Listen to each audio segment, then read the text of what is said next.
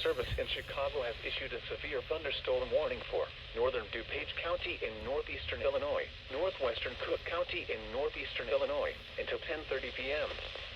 At 9:44 p.m., a severe thunderstorm was located over Hanover Park, moving east at 30 miles per hour. Hazard, 60 miles per hour wind gusts. Source, radar indicated. Impact, expects damage to roofs, siding, and trees. Locations impacted include Arlington Heights, Schaumburg, Des Plaines, Mount Wheaton, Hoffman Estates, Glenview, Elmhurst, Lombard, Bartlett, O'Hare Airport, Streamwood, Carroll Stream, Hanover Park, Wheeling, Park Ridge, Addison, Glendale Heights, Elk Grove Village, Glen Ellen, West Chicago, Melrose Park, Franklin Park, Rolling Meadows, and Roselle. For your protection, move to an interior room on the lowest floor of a building.